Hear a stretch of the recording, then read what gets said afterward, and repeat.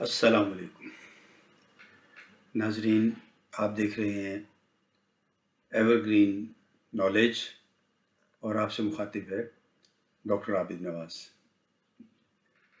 ناظرین، آج ہم ذکر خیر کریں گے حضرت موسیٰ علیہ الصلوۃ والسلام کے عصا مبارکہ کے ایک اور معجزے کا، جس کا ذکر قرآن حکیم میں سورہ الشعراء میں اللہ جل شانہ نے فرمایا ہے۔ یہ واقعہ جو ہے وہ اس طرح سے ہے کہ جب حضرت موسیٰ کلیم اللہ علیہ الصلوۃ والسلام ایک عرصے تک فرعون کو اللہ تعالی کے دین کا پیغام سناتے رہے اور راہ ہدایت پر آنے کی تلقین کرتے رہے اور اسے ہدایت کا راستہ بتاتے رہے، لیکن وہ اپنی سرکشی سے باز نہ آیا اور اس نے راہ حق اختیار نہ کی، اور حضرت موسیٰ علیہ الصلوۃ والسلام کے پیغام پر اس نے کوئی کان نہ دھرا، بلکہ سرکشی پر اتر آیا، اور اس نے حضرت موسیٰ علیہ السلام کی جو قوم تھی بنی اسرائیل، اس پر بہت ظلم و ستم کیے اور مصیبتوں کے پہاڑ توڑ دیے، ان پر ظلم کے پہاڑ توڑ دیے۔ تو ان تمام باتوں کے بعد، واقعات کے بعد، جب اس کی سرکشی بہت بڑھ گئی تو اللہ جل شانہ نے حضرت موسیٰ علیہ السلام سے ارشاد فرمایا کہ آپ ملک مصر سے ہجرت کر جائیں، اپنی قوم کو لے کر یہاں سے ہجرت فرما دیں۔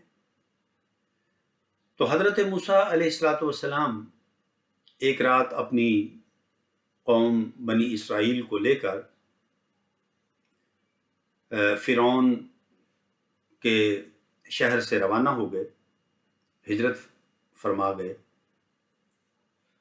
جب فرعون کو اس بات کا علم ہوا تو وہ اپنی فوج اور اپنے لشکر کے ہمراہ آپ کے تعاقب میں روانہ ہوا۔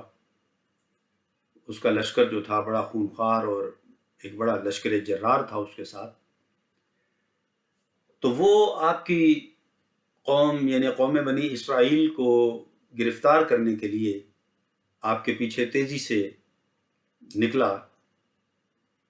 تو حضرت موسیٰ علیہ الصلوۃ والسلام اپنی قوم کے ساتھ جب روانہ ہوئے تو سامنے ٹھاٹھیں مارتا ہوا دریائے نیل تھا، اور آپ کے تعاقب میں فرعون کا لشکر جرار تھا۔ جب فرعون کا لشکر بہت قریب پہنچ گیا آپ کے، تو بنی اسرائیل جو ہیں وہ بڑے بے چین ہو گئے، پریشان ہو گئے کہ اب تو ان کے بچنے کی کوئی راہ باقی نہیں رہی، کہ سامنے دریا ہے اور پیچھے فرعون کا خونخوار لشکر ہے۔ تو وہ بہت بے چین ہوئے۔ تو حضرت موسیٰ علیہ الصلوۃ والسلام نے ایسے میں ان کو تسلی دی اور فرمایا کہ گھبراؤ نہیں، ہمارا خدا، ہمارا اللہ ہمارے ساتھ ہے۔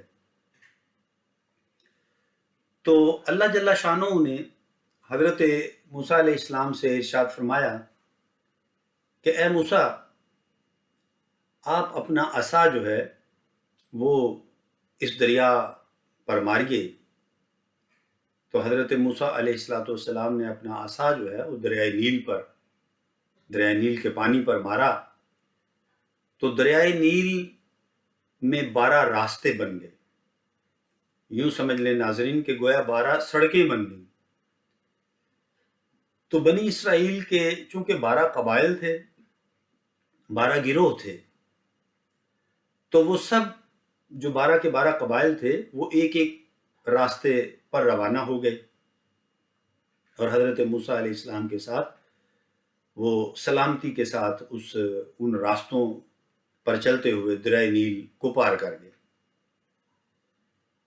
جب فرعون نے یہ صورتحال دیکھی، کیونکہ وہ بھی پیچھے پیچھے آ رہا تھا اپنے پورے لشکر کے ساتھ، تو انہوں نے بھی وہی راستے جو ہیں جو دریا میں بنے ہوئے تھے وہی راستے اختیار کیے، اور ان راستوں کے ذریعے بنی اسرائیل کا تعاقب جاری رکھا۔ تو جیسے ہی وہ دریا کے وسط میں پہنچے، دریا کے درمیان میں پہنچے، تو اللہ کے حکم سے وہ دریا کا پانی جو ہے وہ دوبارہ سے جاری ہو گیا، وہ راستے ختم ہو گئے، اور اس طرح فرعون جو ہے وہ اپنے لشکر سمیت دریائے نیل میں غرق ہو گیا، اور اس طرح فرعون کی سرکشی کا خاتمہ ہوا اور فرعون اپنے انجام کو پہنچا۔ تو یہ واقعہ جو ہے اللہ تعالیٰ نے قرآن حکیم میں سورہ الشعراء میں بیان فرمایا ہے۔ تو ناظرین، یہ واقعہ جو ہے ہمارے لیے عبرت کا سامان لیے ہوئے ہے۔